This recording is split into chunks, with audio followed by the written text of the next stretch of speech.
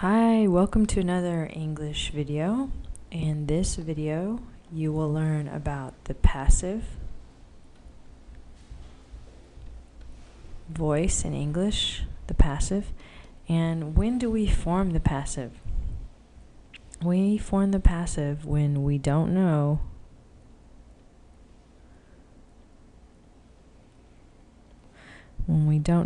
who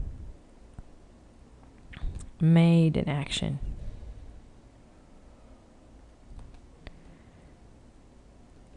Normally the person or thing that makes an action is known as the agent. But if we don't know who the agent is, the unknown agent, then we use the passive. How is the passive constructed? It's constructed with the to be verb. Now this verb can be in various times. It can be in the present or the past or the future, plus the verb in a past participle. And that's how we make the passive. So let's look at an example of the passive using this structure. So the building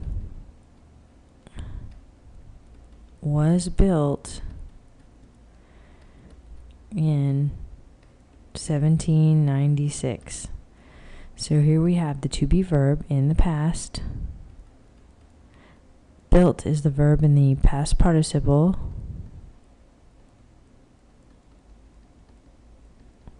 And the building is the subject of the sentence, but it's actually receiving the action. So the building was built, but who built the building? Who built it?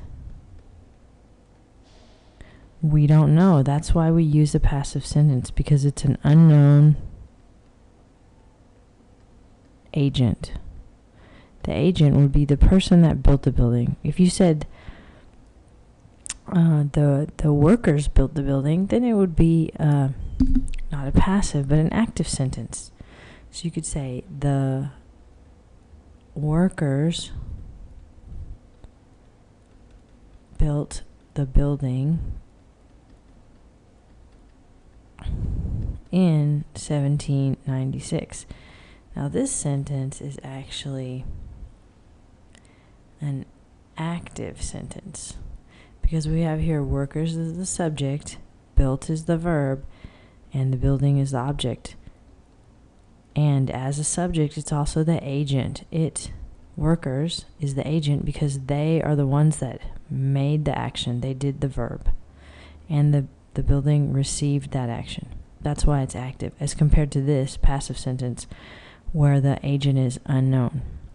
So let's look at a few more examples of the passive with unknown agents.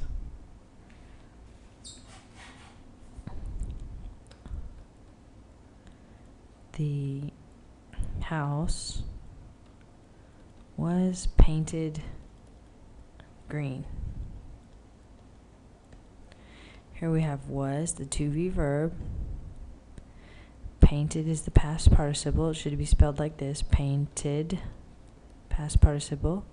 And house receives the action. But who is the agent? Who painted the house? We don't know. So that's why we use this as a passive sentence. Let's look at another example of a passive sentence. The classroom is cleaned every day. So here we have the to be verb. It's in the present. And here we have the verb in the past participle. The action is happening to the classroom, but who cleans? Or who cleaned? Possibly a cleaning person, but we don't know exactly who cleaned. Maybe it was the teacher. Maybe the students had to clean the room. We don't know who cleaned. So this makes this sentence passive. It has an unknown agent. Let's look at another example of a passive sentence.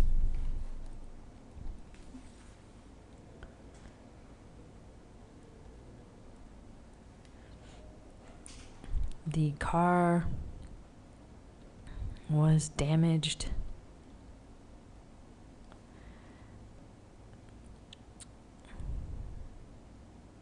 by the snow. This is also a passive sentence. We have was, which is the to be verb in the past. Then we have damage, the past participle. The action is being done to the car. It's by the snow, but it's still not a correct agent, because if it said the snow damaged the car, then we would have an agent, because it's the agent and then the verb, and that would be an active sentence. But since this sentence has the past here and the past participle and by the snow at the end, it's still a passive sentence. Okay, I hope this video has helped you to understand how we use the passive and active sentences in English, and good luck.